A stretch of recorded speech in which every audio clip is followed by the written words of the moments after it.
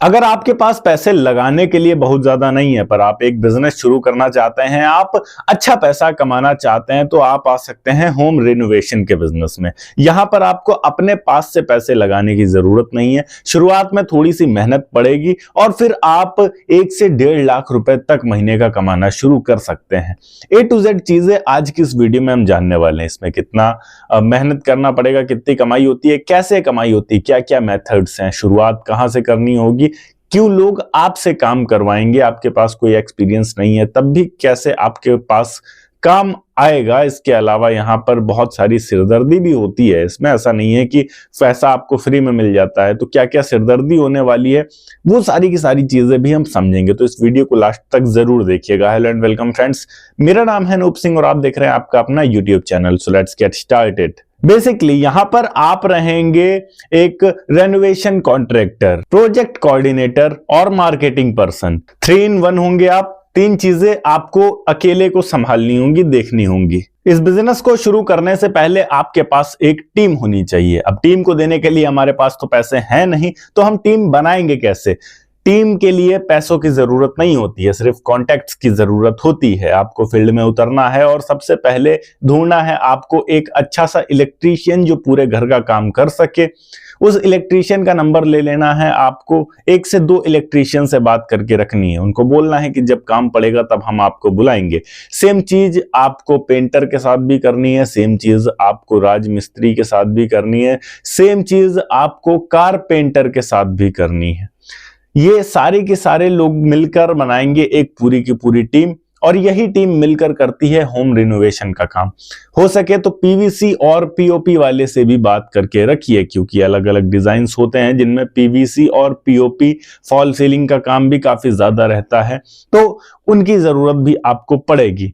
एक एक ट्रेड के कम से कम 2-2, 3-3 लोगों से आपको बात करके रखनी है। जब भी आपको जरूरत पड़ेगी तब वो आ सके ऐसे लोगों से बात करके रखनी है। इसमें आपका कोई भी पैसा नहीं गया, थोड़ा समय और थोड़ा एफर्ट गया। इसके अलावा यहाँ पर आप कुछ रेनोवेशन के लिए अलग अलग डिजाइन्स तैयार कर लीजिए। कुछ चैट जीपीटी से ले लीजिए, कुछ फोटोज पिंटरेस्ट से डाउनलोड कर लीजिए, कुछ गूगल में देख लीजिए अलग अलग तरीके के होम रेनोवेशन के काम को कैसे किया जाता है, और अलग अलग डिजाइन्स, ऐसे डिजाइन्स अपने पास रखिए जो करना संभव हो, आपकी जो टीम है वो कर सके। आपके पास टीम में जो जो लोग हैं उन सभी को भी वो सारी चीजें दिखा दीजिए कि क्या ये चीजें पॉसिबल हैं करना।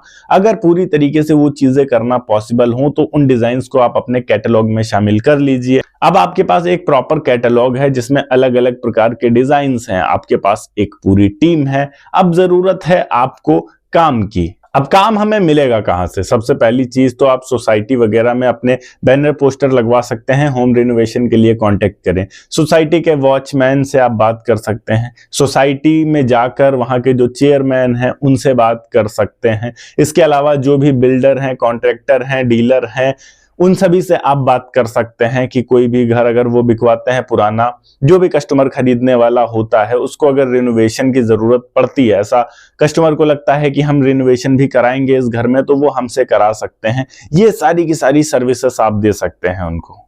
कॉन्ट्रैक्टर, डीलर जो भी होगा उनको आप कह दीजिए कि हम आपका एक सर्टेन मार्जिन भी रखेंगे, हमारा जो प्रॉफिट होगा उसका एक छोटा सा परसेंटेज हम आपको भी दे देंगे अगर आप हमें काम दिलवाते हैं। तो वैसे केसेस में वो आपको प्रेफर करने लगेंगे कि आप इनसे काम करवाइए, ये अच्छा रेनोवेशन का भी काम करते हैं अगर आप करवाना चाहते हैं तो। इसके अलावा आप डिजिटल तरीके भी अपनाइए, जैसे गूगल पर अपने बिजनेस को लिस्ट कर दीजिए, अपने घर का ही एक छोटा सा ऑफिस बना लीजिए और उसको गूगल पे लिस्ट कर दीजिए। इसके अलावा व्हाट्सएप पर अपना एक प्रॉपर कैटलॉग बना लीजिए, फेसबुक के लोकल ग्रुप्स के साथ जुड़ जाइए और इंस्टाग्राम पर रील्स डालना शुरू कर दीजिए, बिफोर एंड आफ्टर वगैरह। अब मान लीजिए आपको कस्टमर्स मिल गए हैं, तो अब इसमें आप कस्टमर से बात कैसे करेंगे, डील कैसे करेंगे? इसमें आपको कस्टमर को कोटेशन देनी होगी। कोटेशन मतलब रूम में अगर आप रेनोवेट करवाते हैं तो हम उसका 1 से 1.5 लाख रुपए लेंगे। अगर आप पूरा 2 BHK का फ्लैट ही हमसे रेनोवेट करवा रहे हैं तो यहाँ पर हमारे चार्जेस तकरीबन 8 से 9 लाख रुपए हो सकते हैं। वेरी करते हैं कि आपके फ्लैट का साइज क्या है। केवल 2 BHK है, 2 BHK प्लस सर्वेंट है, साइज क्या है 2 BHK में, ये कई सारी चीजें आ जाती हैं यहाँ पर, उस हिसाब से आपके प्राइस अप डाउन हो सकते हैं। आमतौर पर 8 लाख रुपए एवरेज हम लेकर चल सकते हैं कि 2 BHK का रेनोवेशन का खर्च आता है या मार्केट का रेट चलता है, लिया जाता है। इसके बाद आप कस्टमर को काम भी बता दोगे किस तरीके से चलता है, जैसे कि कितने दिनों तक क्या होने वाला है। अगर आसान भाषा में हम समझने की कोशिश करें तो 1 से 5 दिन तक तकरीबन तोड़फोड़ ही चलती है। 6 से 12वें दिन तक तकरीबन जो हमारे राजमिस्त्री और लेबर हैं उनका काम चलता रहता है। 13वें दिन से 18वें दिन तक इलेक्ट्रिकल का काम चलता है, इलेक्ट्रीशियन का काम चलता है जहां जहां भी जरूरत होती है। 19वें दिन से 25वें दिन तक तकरीबन कारपेंटर का काम चलता है पूरा। 26वें से 35वें दिन तक तकरीबन पुट्टी और पेंट का काम चलता है, और इसके बाद के जो तकरीबन 4 दिन बचते हैं उसमें फिनिशिंग का काम चलता है। एक पूरा 2 BHK फ्लैट को रेनोवेट करने के लिए तकरीबन 30 से 40 दिन का टाइम लिया जाता है, और इस तरीके से टाइम स्पेंड किया जाता है। स्पेंड क्या किया जाता है, काम ही किया जाता है, पूरी तरीके से काम चलता रहता है। अब हम यहां पर बात करें कि पेमेंट किस तरीके से रिसीव किया जाता है। पेमेंट के भी यहां पर कई सारे मेथड्स होते हैं। जो सबसे अच्छा मेथड चलता है, 50% सबसे पहले ले लिया जाता है एडवांस में, ताकि काम शुरू किया जा सके। 50% आपने ले लिया, काम शुरू किया जा सके। अब 20वें या 25वें दिन आप तकरीबन 40% पेमेंट और ले लेते हैं, ताकि काम बीच में रुके ना, चलता रहे। 90% पेमेंट आपके पास आ गई है, आप सारा का सारा काम निपटा देंगे। जब सारा काम कंप्लीट हो जाए तो बचा हुआ जो रिमेनिंग 10% पेमेंट है वो पूरा काम हो जाने के बाद लिया जाएगा। तो इस तरीके से 3 पार्ट में पेमेंट भी लिया जाता है कस्टमर्स से। अब बात करते हैं इसमें हमारा प्रॉफिट कितना बचता है। हम फिर से एक एग्जांपल लेकर चलते हैं। आपने एक 2 BHK फ्लैट के रेनोवेशन का काम लिया। जैसा कि मैंने शुरुआत में बताया कि 2 BHK के रेट्स आमतौर पर आसानी से 8 लाख रुपए तक रहते हैं। 8 लाख रुपए में आपने 2 BHK का काम लिया है। 4,80,000 रुपए का आपने केवल मटेरियल उसमें लगा दिया है।